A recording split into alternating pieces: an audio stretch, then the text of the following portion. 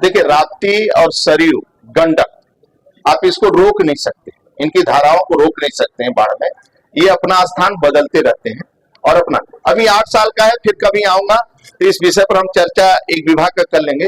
मैं आता ही रहता हूँ, व्यक्तिगत भी मिल लूंगा आपसे, जो आप पूछें उसी तरह। ये सवाल है कि आपके बगल में रामगढ़ ताल है, वो भी रहा है और आज इसकी वजह से टूरिज्म भी बढ़ा, लेकिन क्या वजह है कि हमेशा हर 2-3 महीने पे जलकुंभी इतनी ज्यादा आ जाती है कि वहाँ पे न बोटिंग हो पाती है न चीज। ये सफाई चलता रहता है, ये तो चलता रहता है। 3 महीना में घास हो, 3 महीना में घास हो, हम ना जैसे चेल की नहर में सफाई करते हैं, ये घास जब काई होता है तो वह रूप लेता है, वो मैं भी सफाई करता हूँ। अगर नहर की सफाई करवाए, आप देखेंगे 3-4 महीने में वो बढ़ जाएगा, क्योंकि पानी बराबर चलना है, तो सफाई होता है, इसलिए हर साल सफाई होता है, स्वच्छता होता है, इसका ध्यान दिया जाता है और बार बार सफाई होता है, कुएं में भी चलता है।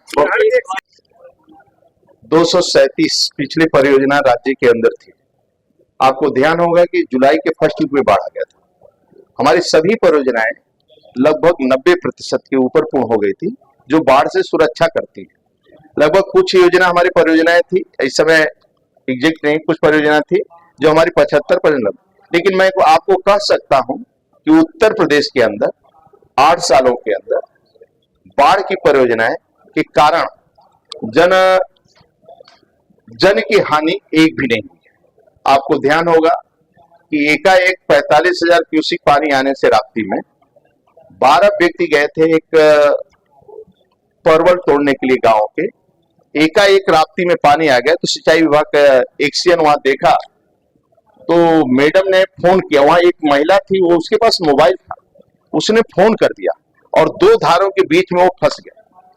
तो समझ लीजिए रात में 2:30 बजे तक उस सभी को सुरक्षित बाहर निकालकर शासन प्रशासन, एनडीआरएफ की टीम और पीएचसी की टीम, तो इसलिए बाढ़ की जितनी भी परियोजनाएं राज्य के अंदर हुई एक बदलाव। और आपको देखने को मिलेगा, आप कभी महाराजगंज और नेपाल के अंदर एंट्री करेंगे तो जब बिहार राज्य का लाइनिंग देखेंगे और उत्तर प्रदेश की लाइनिंग देखेंगे, उत्तराखंड में प्रवेश करेंगे तो उत्तर प्रदेश का काम देखेंगे और उत्तराखंड का देखेंगे, एक बात करें।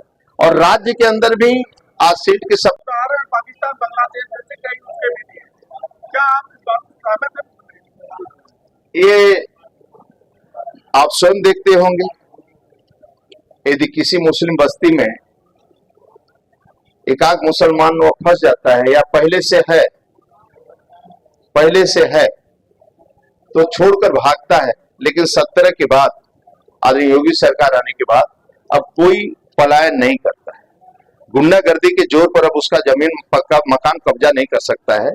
जब से हमारी सरकार आई, पहले वह 17 के पहले आप सामने देखते थे, बाकी जगह देखते थे, वो पलायन करता था। आप यहाँ के प्रभारी मंत्री हैं, विकास की खूब चर्चा हो रही है, मैं चाहूंगा कि आपको संज्ञान में लीजिए। पिछले 7 सालों में गोरखपुर के जिला अस्पताल में टीएमटी और इको की मशीन में शासन को लिखा जा रहा है, लोग मौत के मुंह में जा रहे हैं हार्ट अटैक से, और जिला अस्पताल में सुविधा नहीं है। इसको नोटिस लीजिए।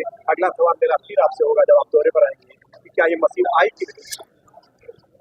टीएमटी नहीं, 7 सालों से नहीं। जग से प्रशस्ति अपना कर्तव्य दिखला के लेते, हीन मूल की ओर देख, जब गलत कहे या ठीक, वीर खींच कर ही रहते हैं इतिहासों में लीक, पाते हैं सम्मान तपोबल से भूतल पर सूर, जाति जाति का शोर मचाते केवल कायर क्रूर। इसलिए न जातिवाद, न क्षेत्रवाद, व्यक्तिवाद और परिवारवाद से ऊपर उठकर एक राष्ट्रवाद के लिए काम करना चाहिए। और आज हमारी सरकार उत्तर प्रदेश के अंदर ईमानदारी से गरीबों की सेवा, शिक्षा के क्षेत्र हो चाहे किसी क्षेत्र में, विषय बहुत है, इसलिए मैं थोड़ा सा आपके सामने विषय रखा। मैं ही कह सकता हूं कि 8 साल में उत्तर प्रदेश एक परिवर्तन, चाहे बिजली के क्षेत्र में हो, चाहे किसानों के क्षेत्र में, चाहे सिंचाई के क्षेत्र में हो, चाहे बाढ़ के क्षेत्र में, हर काम सड़क पर दिखाई देता है और हर काम से आम जन को उसको लाभ मिलता है। बहुत बहुत धन्यवाद आप सबको।